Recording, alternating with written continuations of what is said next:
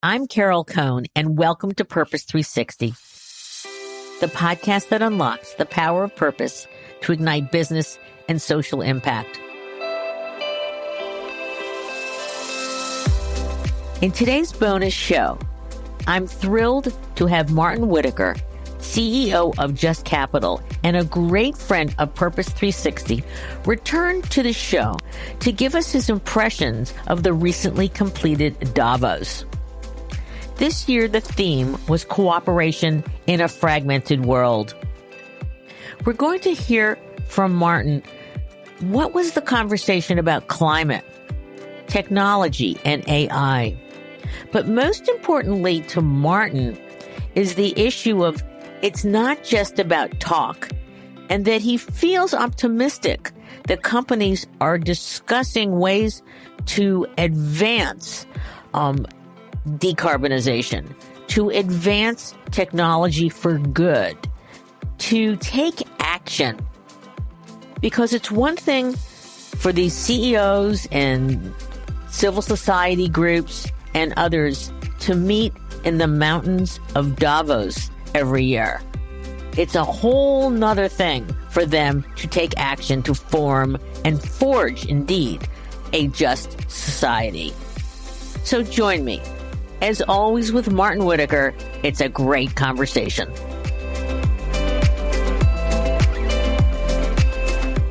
Welcome to Purpose 360. I'm Carol Cohn, and I have perhaps of my top handful of favorite guests that I ever have on the show, Martin Whittaker, who is the CEO for Just Capital.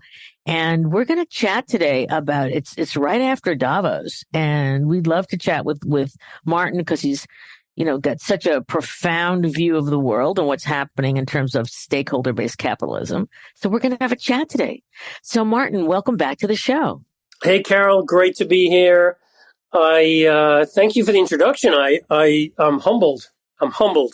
You always make me smarter and wiser, and just thrilled to be a colleague of yours. So let's get started. Just a little bit for our listeners who have not listened to any of your podcasts, because you've been on the show multiple times. Just give a little bit of background on who you are and who Just Capital is. Sure. So I'm the CEO of Just Capital. We're a nonprofit 501c3. We are 9 years old, roughly. Time flies when you're changing the world. We essentially get big companies to be more just. And what that means is essentially driving them to be better on the things that the public cares about. So we do a huge amount of public polling all around the country, what matters. We work with hundreds of big companies to help them improve on the public's sort of top priorities. And in doing so, we think we're getting the private sector really targeted at addressing some of the root causes of society's most pressing challenges. That's really the big idea. And, this is your 10th anniversary in sometime this year. Coming up soon. Yeah, exactly. Yeah. We can't wait to see what you're going to be doing. So we'll have you back to discuss that. So let's just talk about Davos.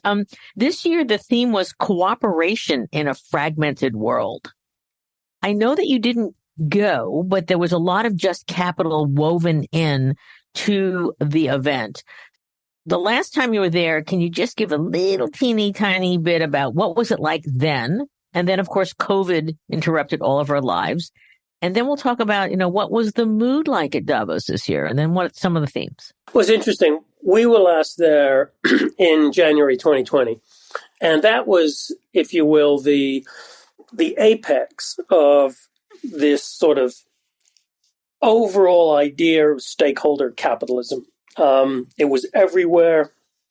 It seemed like, the creation of a sort of a manifesto, I think, which is how World Economic Forum put it, for stakeholder leadership. And, it was real buzz and excitement. And in the middle of, I remember being there in the middle of the event, people started talking about this weird coronavirus coming out of China. But you sort of hear those things, and then you come home and you get on with your life. And of course, the world completely changed. And not only did it change in terms of COVID, it, I think, fundamentally shifted how people see this entire space, how they see the role of the private sector. It's shifted, continues to change the relationship between companies and the stakeholders. It's also, over the last couple of years, we've seen a lot more divisive politics, a lot more divisive, or a lot more division in society. And in the last 6 months, obviously, in the US, a major pushback on all things ESG, stakeholder, and woke. And so I would say between the last time we were in Davos and now, which was the first January Davos since 2020, the entire landscape has fundamentally shifted. And I think this idea, the theme you mentioned, cooperation, I mean, that's very aspirational, isn't it? You know, everybody would seemingly want that. But I'm not sure that's happening in practice. So it was a really interesting moment to sort of compare January 2023 with January 2020. It feels like it's gone by in the blink of an eye, but the world has totally shifted and changed in that period. Just Capital did have engagement at Davos, albeit you weren't there. Can you talk a little bit about just what did Just Capital do on site? Well, our media partner is CNBC, and they had a major presence there. So, you know, I was sitting here on my couch at home early morning watching Squawk Box, and almost every morning in Davos they were interviewing a Just 100 CEO, and during those interviews they'd be flashing up these scorecards that we produce to show how companies were performing on, you know, climate, worker-related issues, community-related issues, and the interviews, in many cases, touched on that and touched on the company's leadership in our rankings and what they're doing to improve their performance, you know, across the things that we measure. So it felt like, at least from my vantage point, we were certainly there visually like that in terms of the discussions that CEOs were having. And I, you know, also got a lot of feedback from our many friends out there, which I'm sure many of whom you'll know, Carol, that, you know, the idea of business stakeholder leadership, the brand of Just as a, you know, real strong forcing function in that was present in a lot of the private conversations that happened in Davos. So it's gratifying, you know. I'm sure we'll be back again. And, you know, I think these issues are not going away. So again, let's put a framework together. The major changes since 2020 in the issues that you are supporting are what? I think the biggest issue is people are tired of talk. They want action. I think trust has dissolved a bit since then. I mean, Edelman released its trust barometer this year, as they do every year at Davos around this time. And, you know, they say business is the most trusted institution. I don't think, no reason to dispute that. But I think overall, our trust in information, our trust in the sources of news that we get, I think it's really decreased. And so that goes for corporations' performance on climate and stakeholder issues. You see that in the, you know, in just in the national dialogue here, and certainly in the political pushback. So what are companies actually doing? Not what they say they're doing, but what's the plan? How do you know that a company's really in a leadership role? So I think that's one of the big differences. Okay, so let's just cut to the chase. How do you know that there's a plan and the plan is making progress? Well, you need better data, obviously. You need to be able to ask the right questions. I think one of the things that shifted over the last few years is we see a much greater emphasis on worker-related issues. It's not surprising. Gone through COVID, post-George Floyd, we've had economic lockdown, reopening. You know, people's lives have been upended. And inflation has made things worse, not better for many people. So I think this idea of companies looking after their workers, that has been, you know, much more in the front seat. And if you look at the data, Carol, like we track what changes companies are making on all the things that we measure. You can see right there, the number of companies that have lifted wages over the last few years has more than tripled. You see companies being much more open and transparent in what they're disclosing around things like pay equity and paid family leave and things like that. Double-digit percentage increases in companies engaging with their workforce and making those kind of changes, across the criteria that I mentioned and other areas too.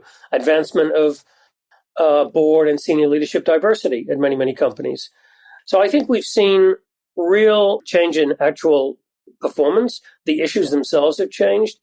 And, I think people want to see that. They want to see, okay, tell me what you're doing, show me what you're doing, give me the information, be transparent. Even if the story's not perfect, I'd rather have that than, silence or some narrative where everything's rosy.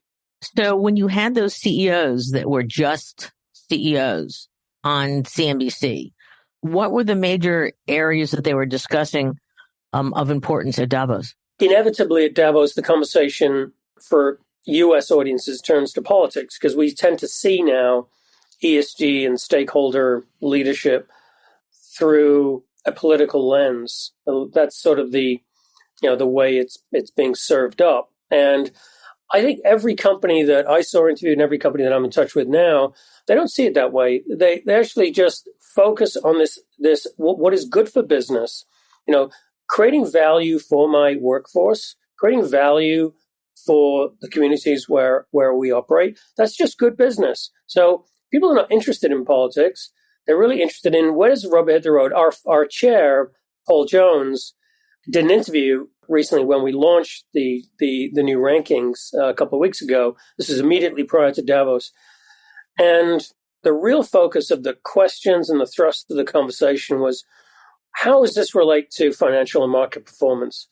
We are getting that more and more. I think people used to sort of assume generally that companies doing the right thing were, doing well by doing good. How many times have we heard that in our careers? Okay, show me the numbers. Show me exactly what's happening. And we have those numbers. So, I can talk about them at great length, but the market performance, the financial performance, accounting performance, what is the business case? And how do I, as a CEO, make the decisions that really drive our performance in that direction? And I think that's really a very welcome discussion. I mean, you and I have been in this game long enough where it used to be great just to talk about all the good things you're doing. People would believe you. You didn't have to provide that much information. Trust me, I'm on it. And, tell a good story. It's all good. That's no longer the case. You have to have real data connected to the business case. You have to drive effective communication so your stakeholders actually trust you. And, you've got to keep at it. It's like any part of business strategy. You don't just do it overnight. You don't just do it on like Tuesday mornings. You do it all the time. Sure.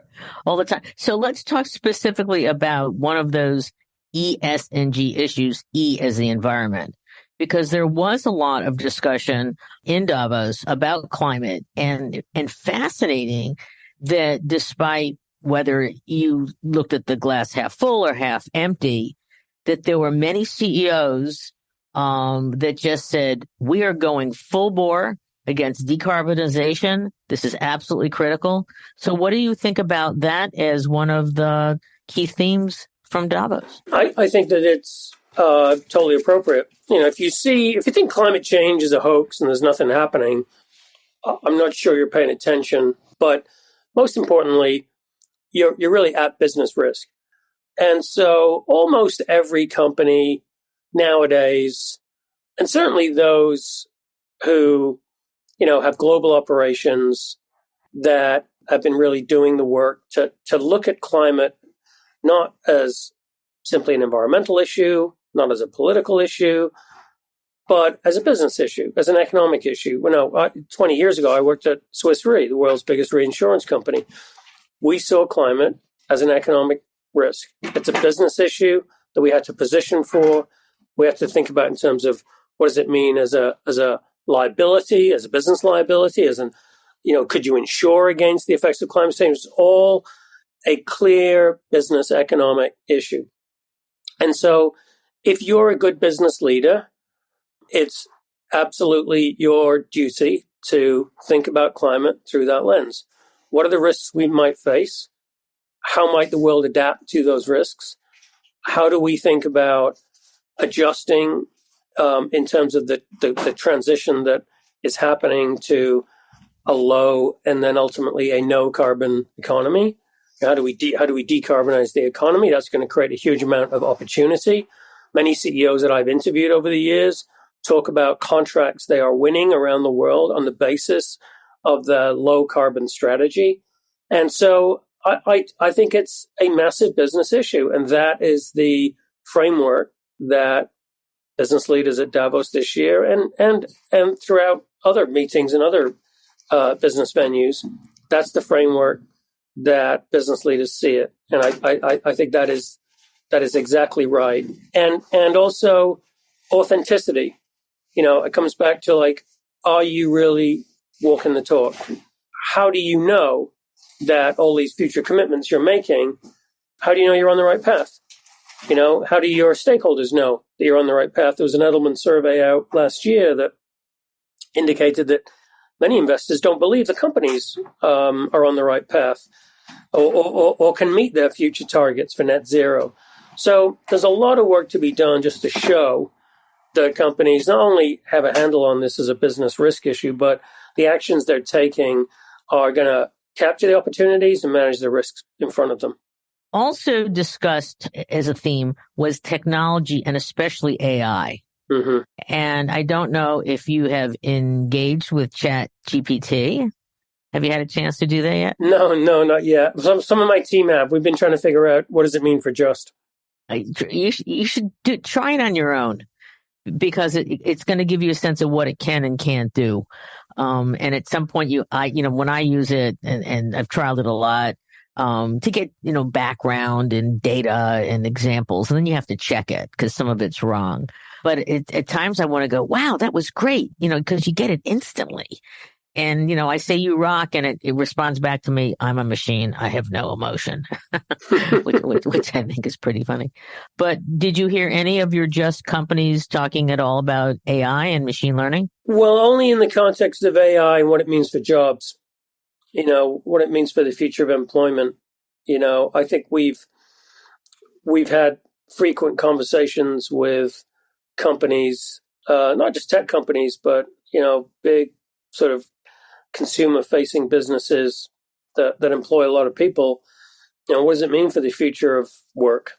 How does it affect how we think about training? Mm-hmm. That we are led by the public on a lot of this, so it's a huge issue. It's a bit like climate; it sort of affects everything, and figuring out, okay, how is this going to create? What does this mean in terms of building a just economy or a just society, which is our mission? How can it help and how can it hurt that? Did you get a sense from the interviews with your Just CEOs about, how were they feeling about the mood at Davos? Well, I think they felt pretty good.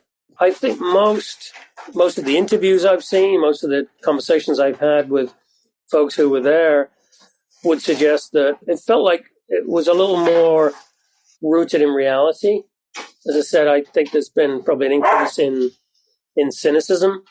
Perhaps, business leaders are a little more in touch on issues with different stakeholders. So I think my sense was that the conversations were much more rooted in reality, and it was much more concrete and tangible in terms of, okay, how do we get this thing going? Our number one CEO in the rankings, Brian Moynihan from Bank of America, talked very eloquently about, the need to sort of take action. Obviously, he's leading with WEF this effort to create much more streamlined set of metrics for businesses. And I think that's, we're anxious to see progress on that. So it sort of seemed to me like it provided a much more concrete roadmap for companies who are on that journey. And I'd love to explore a little bit about trying to get a global set of standards for ESG reporting. I know a group came together, I think, a year ago at Davos with a lot of the leading accounting firms and consulting firms trying to come up with one standard. And it sounds like Brian Moynihan is also interested in that. What's the progress on that? Well, it's mainly been coming out of Europe, ISSB. It seems to be moving forward, like a ocean-going liner, slowly but surely. It's gathering support from other nonprofits, other accounting agencies and bodies. It's also making progress in specific issues. Obviously, carbon accounting or climate and carbon disclosure and climate disclosure was a major issue. There were lots of competing interests there, but that seems to be aligning now. So I think it's happening. And I also think that companies are going to be required to disclose in different parts of the world on a much more standardized basis over the next, 24, 48 months. So it's really, the big question is in this country, in the US, how does that play out? You've got the SEC pushing for disclosure on certain areas. We've had a change in power in the House. So what does that mean for corporate disclosure? Inevitably, there are going to be more hearings right now on ESG. You see more states pushing back on companies that are, taking positions on climate and ESG. But I don't know if you've been seeing this recently, but it seems as though even Republican sort of led states and other organizations are pushing back on this idea that we should regulate the market so that no ESG can take place, because that is itself is anti-market. Anytime you constrain the market as to what it can and cannot do, what it must and mustn't say or do, you are, putting your finger on the scale. That is anti-free market. So it's really interesting to me how I think where we end up here is a situation where businesses will have to figure out internationally, how do we make sure we're adhering to sustainability standards and disclosure and reporting requirements? And then domestically, how do we continue to disclose what we're doing, report on progress, report to investors on whatever the SEC wants us to do, but really drive it, bring it back to this is what's good for business. This is what's good for America. And, we're all about problem solving and growing the market, and we're not about politics. So it's very complex, but that's the way things are as I see them right now. And how about just anything else you want to add about your point of view on Davos 2023? Well, it was good to see everybody back there. I just think it focuses some conversation on things that matter. Anything that does that is important. I think it's easy to be cynical about business leaders gathering in a elite Swiss mountain village to talk about the problems and the ills of the world. But in my mind, you got to get the private sector focused on solving our greatest challenges. You have to. Yeah. And like everybody else, that happens more effectively when you're in person together talking about it. And it's efficient. You can set up a lot of meetings. It's interesting because the Economist Intelligence Unit said, "Is the star of Davos, has it waned?" So we will just see. But I want to just flip this. I will just give you the last the moments. What are the 2 or 3 most important things you're going to focus on for Just Capital in 2023? We are really focused on the companies this year. We are telling the story of our own impact, which is really the story of corporate America's impact on stakeholder value creation. What are they actually doing to build a more just society? So we're going to be focused on that. We're going to be doing a lot of work to really bring that out so that people can see the concrete, tangible changes and the benefits and the outcomes that are happening as a result of that. That's number one. Number two, which is related to that, a real push to lift up the Just brand. I think this idea that we stand for, which is really building a movement that is created by what Americans want. What they want companies to do, that itself is very powerful. And I think now is the time for us to lift up that brand. So we'll be spending a lot of time, hopefully, elevating our brand, and again, through that, amplifying the voice of the American public as to how to create, a business and a market environment that works for more people. That, to me, if we can get those things done, we'll be in a better spot. And those will be wonderful for your 10th anniversary. Yes, exactly. I want to thank you for your time. You're always incredibly insightful, and your dedication to creating a more just society in business and for employees and for communities is just commendable. So thank you so much. And we're going to come back to you once you decide what you're going to tell us about your 10th anniversary. Thanks, Carol. Really appreciate it.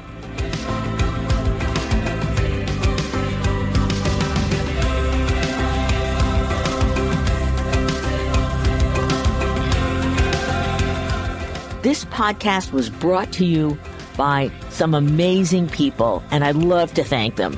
Ann Hundertmark and Kristen Kenny at Carol Cohn on Purpose, Pete Wright and Andy Nelson, our crack production team at True Story FM, and you, our listener. We love hearing from you, so please give us feedback.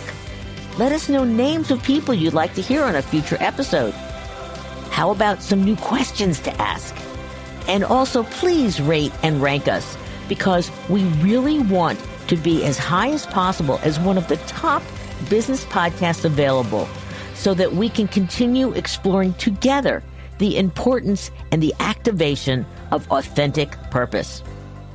We all know every company, every brand, every not-for-profit must define their purpose, refine it, and activate it and evolve it over time so it has the greatest impact on business, growth, and society. And by listening to these episodes and sharing them with your colleagues and talking about them, I want to inspire you to have an amazing answer to this question: what is the power of your purpose? Thanks so much for listening.